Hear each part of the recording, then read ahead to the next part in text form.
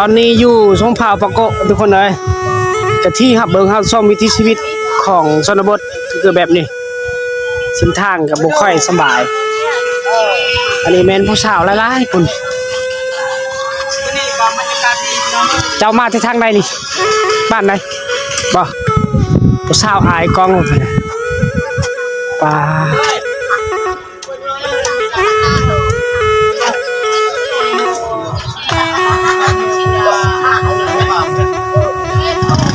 สมพ่อค่อยมาค่อยอยากได้คลิปหลายๆจะมาหาคลิป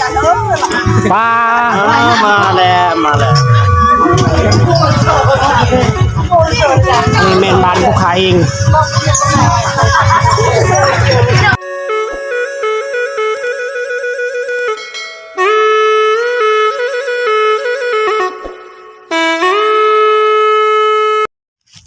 เอาทักทายสบายดีทุกคนเนาะวันนี้ก็คือเขตเมืองซีปูนแข่งสวรรณเขตทุกคนเลย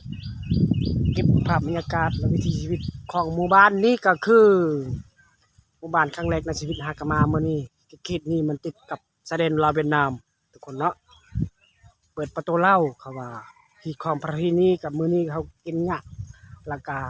กินกุดทุกคนก็อย่าลืมกดไลค์กดแชร์กดติดตามพากำลังใจให้เฮ็ดคลิปต่อไป FC หลายๆคนกับมื้อนี้ก็ตัดภาพบรรยากาศและกิจกรรมที่ชีวิตของชนบทกับมื้อนี้ก็คือค่อยมา2คนคือเก่าทุกคนเลยสมเภานี่แม่นสมเภาปะกุ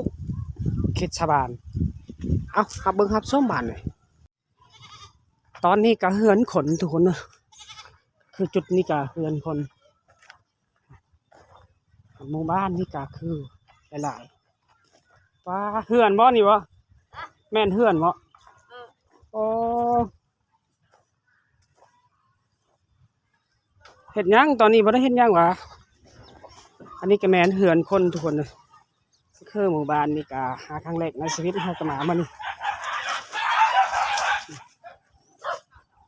เขตสบานเขตนี้แม่นเขตเมืองซีโปนแล้วก็เมืองจุดเวียดนามทุกคนคือแบบเขาเจ้าเลี้ยงแบะกับแบบนี้คนเลย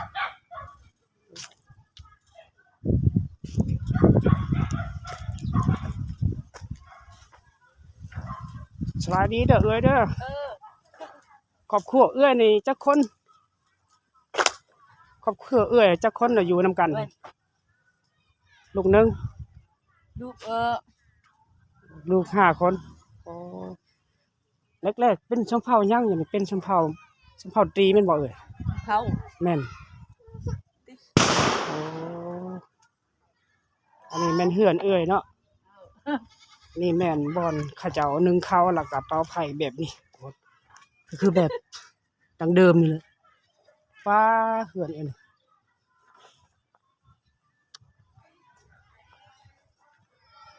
อันนี้มีกิจสร้างใหม่ๆเนาะเอ้ยเนาะขอบใจเอ้ยเนาะอยู่ดีมีแห้ง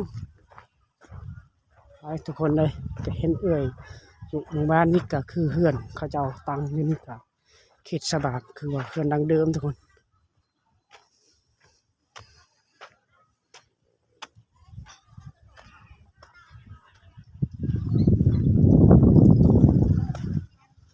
นี่บอลเขาเจ้าตำข้าวหลักอ่ะ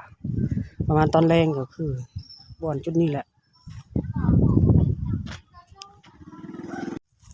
อันนี้แม่นเขาเจ้าเฮ็ดผักส่วนผักกระเบ็ดดังเดิมทุกคนเนาะตามห้วยห้องนี่ทุกคน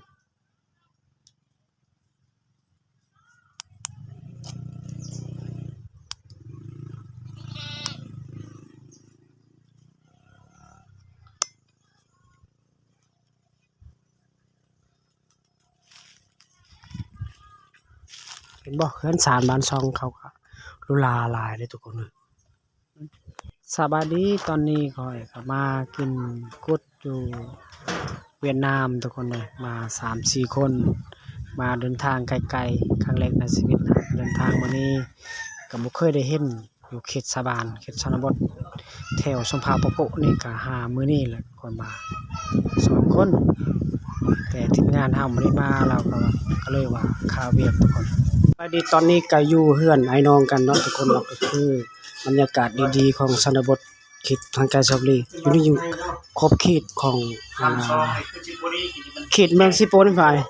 บ่มันนอน เมืองนอกโอ้ก็เขตเมืองนอกเฮาก็คือว่าในบ้านเดินมาไล่เขาก็มามื้อนี้ก็ยินดีต้อนรับของกินฮีตประเพณีของเขาเจ้าแม่นซีนงัวและกะซีนหมูเครื่องต้อนรับบรรยากาศของเบียร์และกะสิ่งดีๆทุกคนเลยนะป้าพี่น้องคือว่ามันมีอะไรนะ กินใบหนึ่งแล้วจะบอกว่าทานคนกิน โอ้ บริโภคหนักไม่คิด พวกนี้สุคนก็คือตีทุกคนเนาะตอนนี้พี่น้องมีแต่อาหารการกินกันแบบนี้ ว่าทำขึ้น ได้เหรอปอกโลกเรียนไปโลกเรียนโลกเรียนยากมากเลย ตอนนี้ก็แม่นจะ เจ้า ก็ส จานตัวจะรู้การลบ ไปให้ลูกกินนะเอาได้ไม่แห้งแล้วบัดนี้ไม่แห้งแล้ว จะใส่กับ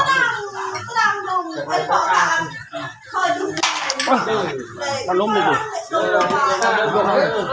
ว่างช่วยก็แน่ลงผู้ใหญ่ผู้ใหญ่ผู้ใหญ่ก็แน่ตรงนั้น ขายน้ำมันกินจะต้องแล้วปัญหาเรา ตอนนั้นตัวเนี่ยตัวนี้ชอบไปผู้ใหญ่เก็บปลาเขาออกกันไปตามลงมา ได้รถขี่รถ เก็บชอบ